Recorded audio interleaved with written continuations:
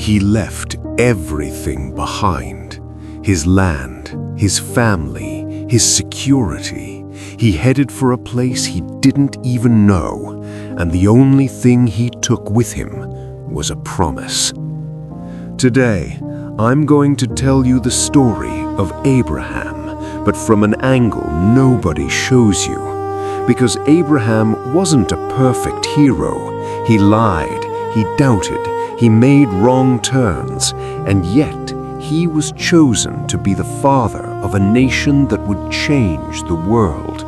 His story is about what happens when God bets on an imperfect man. In the middle of a generation drowned in idolatry, Abram, then still called Abram, was decisive. While his own father bowed to idols, he worshipped the living God, alone.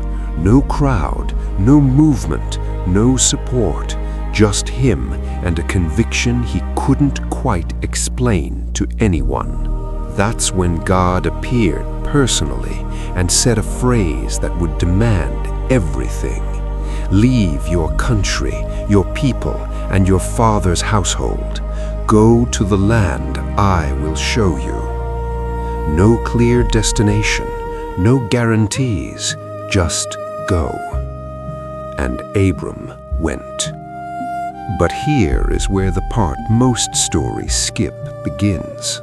Arriving in Egypt because of a famine, Abram looked at his wife Sarai, a woman of extraordinary beauty, and felt fear. He thought, if the Egyptians know she is my wife, they'll kill me to have her. And he did what any insecure person would do. He lied. He said she was his sister. Sarai was taken into Pharaoh's palace. Gabriel was sent with plagues upon Pharaoh's house until the truth came to light. When Pharaoh discovered what had happened, he called Abram and said something that still brings shame today. Why did you lie? Take your wife and go. The man chosen by God was rebuked by a pagan king. This is the real Abraham. Back in Canaan, another problem arose. Abram's servants and those of his nephew Lot were fighting over grazing land. Abram, with generosity, gave Lot the first choice of land. Lot chose the Jordan Plain, the most fertile region, close to the cities of Sodom and Gomorrah. It seemed like a good choice for a while. Here comes the plot twist. Sodom was attacked by 4 kings. Lot, who had settled right in the middle of it all, was taken captive along with his entire family. A servant escaped and ran to warn Abram.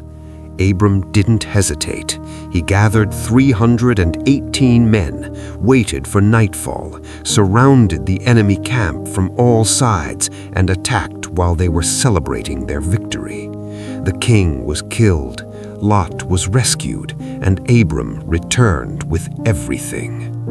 The king of Sodom wanted to reward him. Keep the goods, just give me back the people.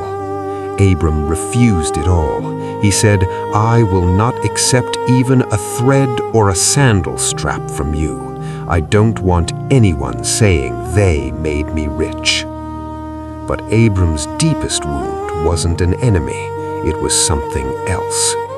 On a starry night, while praying alone in his tent, he finally spoke what he had been holding in for years. Lord, I have everything, but I have no children.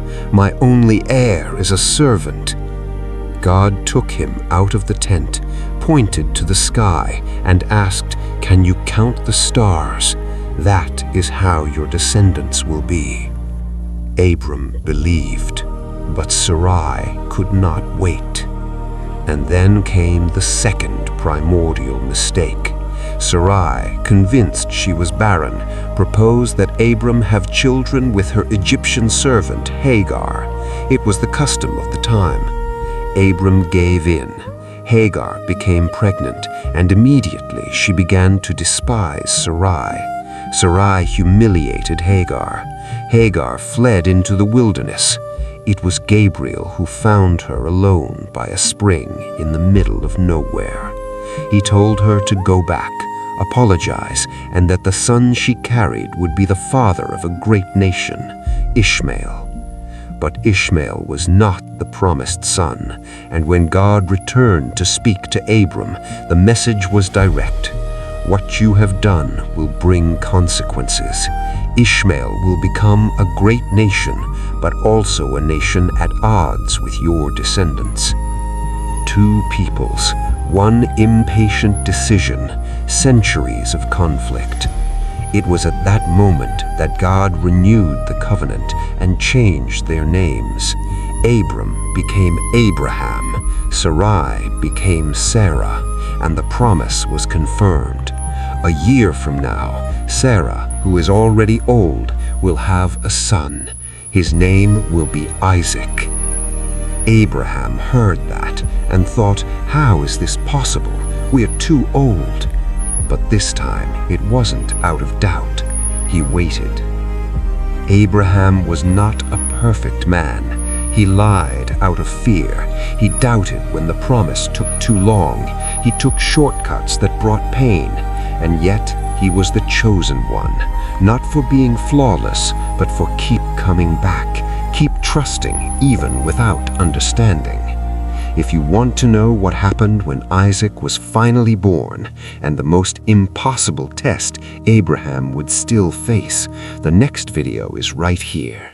Leave a like, it helps me a lot. See you then.